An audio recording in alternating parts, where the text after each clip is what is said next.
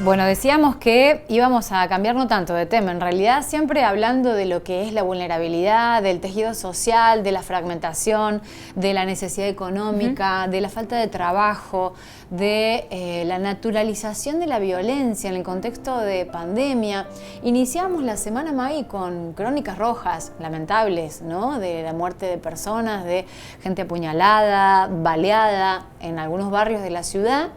Y el testimonio de una de las mamás de uno de los chicos fallecidos que hablaba de no querer hacer la denuncia, de no querer ir a que ningún juez resuelva nada porque total lo iba a resolver la justicia divina, por ejemplo, ¿no? En una forma de ver la vida, en un tipo de filosofía de vida, de resolver, de transitar, de haber sido educado y criado en uno de los barrios de la ciudad. De hecho, esa misma mamá, que bueno, recordamos también, fue el caso de un asesinato de un joven de 19 años a pocos metros del escombrero también, o sea, de la historia que hablábamos recién de solidaridad, a pocos metros también esta historia de violencia, y como la mamá contaba que esa tarde, que esa bala que terminó con la vida de su hijo, era en realidad para otro hijo, que también había sido, lo habían estado disparando a la tarde. Digo, ¿cómo se resuelven los conflictos? Por ejemplo, con el uso de arma de fuego, que es una situación que también preocupa mucho, que el asalto el fin de semana, que también terminó con otro joven internado, porque quisieron asaltarle y le dispararon, también fue con el uso de arma de fuego. Digamos, ¿qué pasa con el uso de armas blancas, por ejemplo? O armas blancas, claro. ¿Qué pasa con la forma de resolver los conflictos con armas? La liberalización o liberación de algunas zonas, ¿no? Las costumbres, esto que decíamos de que se resuelva no en la justicia, sino por mano propia o por justicia divina. La naturalización de la violencia, ¿está bien dicho? Vamos a hablar con la profesora de filosofía, Adriana Dalmazo, que es de nuestra ciudad y que ya está en diálogo con nosotros. Maggie Paula la saluda. ¿Cómo le va, Adriana? ¿Qué tal? Buen día. Buenos días, ¿cómo te va? Buen día. Bien, ¿nos escucha bien? Perfecto. Bueno, nosotros también.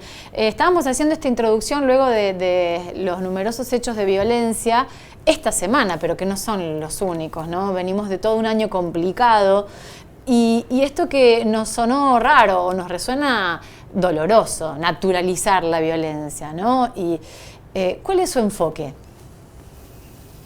Mi enfoque es que en realidad todos los seres humanos somos violentos en algún punto de nuestra vida. Lo que pasa es que tenemos algunos mecanismos sociales para reprimir esa violencia y casualmente para no naturalizarla, ¿no? Estos mecanismos sociales están fallando, obviamente, los mecanismos familiares y fundamentalmente la contención de la educación, de la salud. Cuando todo esto empieza a fallar, se rompe, ¿no? Se rompe esta contención y la violencia irrumpe o la violencia sale en todas las formas posibles. No es nuevo que todo esto que está ocurriendo, pero sí es alarmante, es absolutamente alarmante. ¿Y cómo se puede justamente trabajar para recomponer ese tejido social? ¿Qué hace falta? En realidad hay una conjunción de factores porque no es una enfermedad que uno pueda darle un remedio y indudablemente contrarrestarlo. Yo creo que fundamentalmente lo que aquí está fallando es ver al otro, ver que los actos de violencia en realidad siempre son contra otro, pero hay una desvalorización total del otro, ¿no? Se puede decir que es una cuestión de adicción o una cuestión de pobreza o una cuestión de la pandemia, pero va más allá de no ver que mi acto de violencia no queda en mí, ¿no? Indudablemente impacta en otro. Entonces me parece que lo que está fallando es que no estamos reconociendo al otro como una víctima de mi violencia. El violento se cree que es la única víctima. El violento cree que tiene como derecho, y quizás sea víctima, quizás es víctima de una frustración enorme o de un descuido social, pero si al violento no se lo educa en ver que esa violencia no se pierde en el aire y que recae sobre el otro, y que ese otro puede ser hasta su mejor amigo, su vecino, su pariente, yo creo que va a ser muy complejo terminar o por lo menos solucionar los problemas de violencia. Y hay una estigmatización también con los barrios vulnerables en esto de la naturalización de la muerte. Incluso lo veíamos en la mamá de uno de los chicos que falleció esta semana a balazos, que decía que en realidad ese balazo no era para uno de los hijos, sino era para el otro, que sigue vivo y que entonces van a seguir en guardia porque en cualquier momento pueden llegar a recibirlo nuevamente a una serie de balazos o agresiones. Digo, esto estigmatiza algunos barrios, algunas situaciones más vulnerables que otras, y cómo se hace frente en esas circunstancias. Bueno, yo pienso que sí. Si bien la violencia es inherente a todos los seres humanos, yo creo que hay una estigmatización y hay una localización de situaciones violentas en algunos barrios.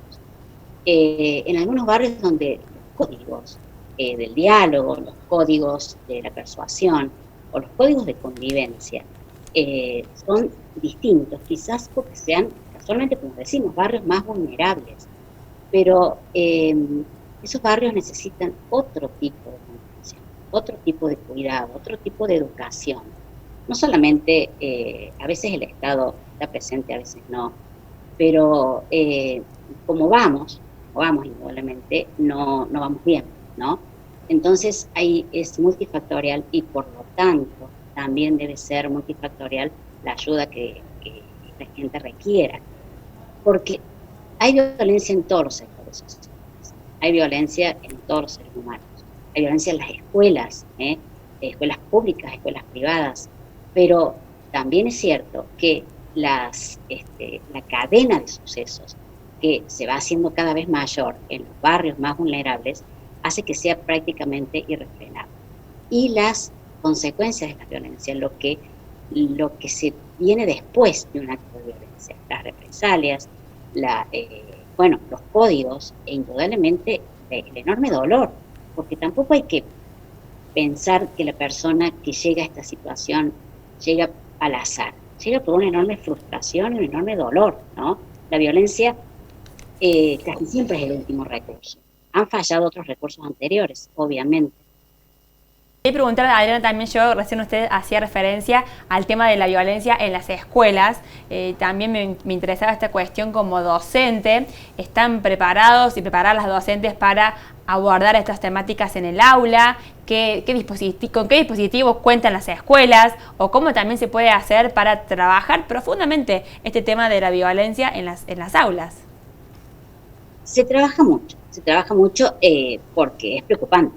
Es preocupante, indudablemente ya los docentes estamos como bastante inmersos en el tema de la violencia, que antes, yo te diría 10 años atrás, quizás no. Pero no es una tarea que se tenga que hacer solamente desde la escuela. Nosotros vemos que la violencia de los barrios se traslada a las escuelas, vemos que la violencia de las familias se traslada a las escuelas. Entonces, nosotros ya tenemos las consecuencias de la violencia, ¿no? Tenemos niños que, están lastimados o están inmersos en un ambiente violento, pero indudablemente se trata siempre. Lo que tratamos es no agregar más violencia a la violencia, ¿no? Tratar de que el ámbito escolar sea un ámbito lo más pacífico posible. Pero sí, hay mucha preparación, hay mucha capacitación de los docentes, pero a veces es un tema que nos supera porque la escuela es solamente un espacio. Claro. El espacio social y el espacio familiar cuentan mucho más, quizás.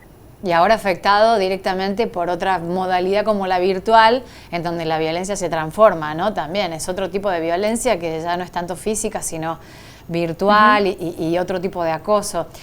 ¿Cuál es la salida, profesora? ¿Colectiva, individual, el Estado? ¿Cómo tiene que actuar? ¿Cómo tenemos que llegar a esos barrios vulnerables en donde hay determinada concepción de la violencia?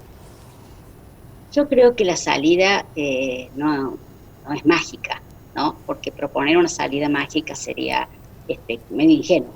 Yo creo que la salida siempre es mejorar las condiciones de vida, pero mejorar las condiciones de vida no implica mejorarlas solas económicamente, sino mejorar la concepción que se tiene de la vida. Mejorar las condiciones de vida es que la persona comience a respetarse a sí misma y, vuelvo a lo mismo, respetar al otro. Es tarea del Estado, es tarea de la escuela, es tarea de la iglesia, de la religión que sea, para quienes encuentren un refugio en la iglesia, es tarea de los líderes de los barrios, porque en todos los barrios hay líderes comunitarios o también las vecinales, como sucede, de educar para una cultura de la no violencia o de la paz, ¿no? Educar en una cultura mediadora, en una cultura donde el diálogo sea lo principal y donde la persona que cae en situaciones de violencia pueda ver que a lo mejor ejerce violencia sobre el otro, pero inevitablemente en algún momento va a ser víctima de la misma violencia, ¿no? Esto es un común sálvese quien pueda, como quien actúa primero, pero yo no creo que en un acto de violencia, en un homicidio, se termine algo. En realidad comienza toda una tragedia para esa familia, que no es menor, comienza una condena y comienza una vida totalmente distinta. Por eso creo que hay que trabajar desde muchos factores. Yo me quedo con una frase que usted dijo recién, que parece que también es muy interesante, el tema de escuchar, digamos, de una escucha activa, digamos, de escuchar al otro. Eso también me parece que son cuestiones que hemos perdido en estos tiempos, ¿no? La escucha activa de las personas con las que convivimos. Sí, la escucha, cuando el otro, o cuando nosotros no somos escuchados en cualquier demanda, en cualquier legítima demanda, indudablemente nos frustramos. La frustración provoca agresión y la agresión va subiendo y va escalando un conflicto y provoca violencia.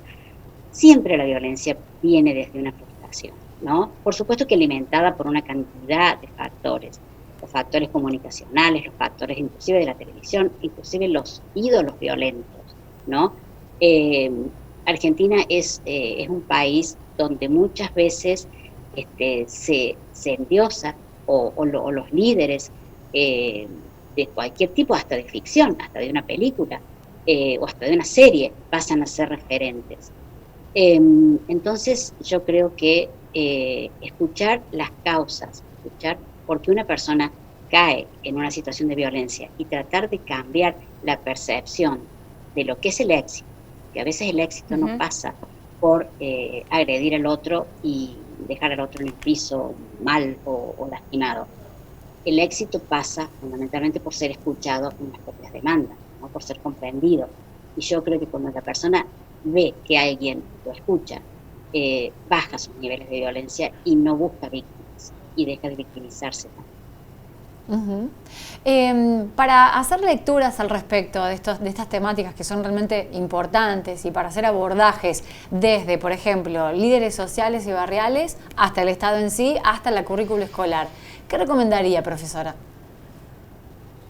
Yo lo que recomendaría, a pesar de que en estos tiempos es tan difícil, ¿no?, el consenso, porque es absolutamente difícil, siempre fue difícil el consenso, pero en estas épocas de pandemia mucho más, porque bueno, vivimos un momento especial. Pero yo recomendaría que, así como se hace un análisis sociológico sobre la violencia, de que es multifactorial, de que no influyen un solo factor, o de que no debemos hacer foco solamente en lo económico, en lo barrial o en la clase social, yo creo que debe atacarse el problema desde una cantidad de lugares, ¿no? Por supuesto que el Estado tiene que arbitrar las maneras de que haya soluciones desde todos los puntos, desde la educación, la salud, la educación sexual fundamentalmente, y la educación barrial, la educación comunitaria. Yo creo que en Río Cuarto lo que se debe empezar es con una educación comunitaria, con una educación que te enseña a ser vecino, que te enseña a ser familiar y que fundamentalmente se haga hincapié en la paz. Es mucho mejor vivir pacíficamente que vivir violentamente. Pero sí creo que desde muchos sectores se debe atacar esto. No hay que ser ingenuo, no hay que pensar que el Estado desde un sector o desde una vecinal lo puede hacer. Acá hace falta un conjunto de personas que se pongan a pensar, ¿no?, fundamentalmente.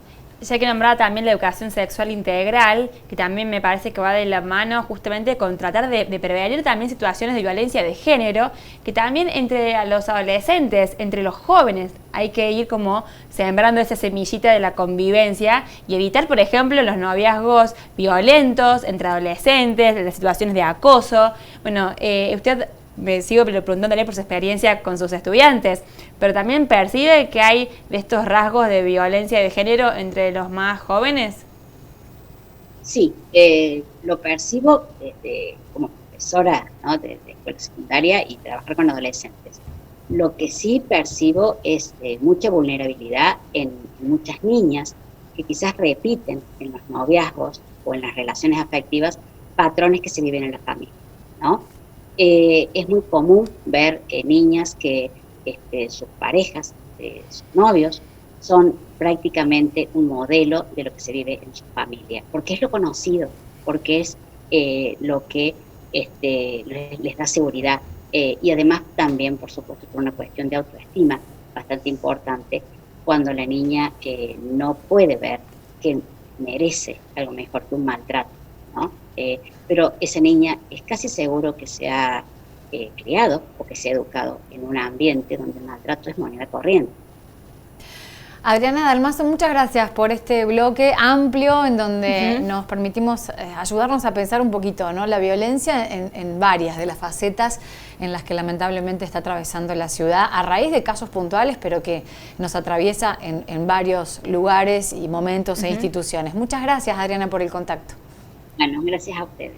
Hasta luego. Ahí está la profesora de filosofía de nuestra ciudad y este abordaje integral. La recomendación y la salida es ni individual ni estatal, digo, es colectiva y mancomunada junto con otras instituciones. Me gustó lo que dijo al final de la educación comunitaria. La importancia también, como decimos al principio, con el móvil solidario, habiendo tantos líderes en los barrios, tantas vecinales, tanto trabajo colectivo, lo importante también es que lleguen justamente a acciones para prevenir la violencia, para acompañar, para escuchar. Que me quedó también esa frase, la verdad, la importancia de escuchar las necesidades que tenemos las personas.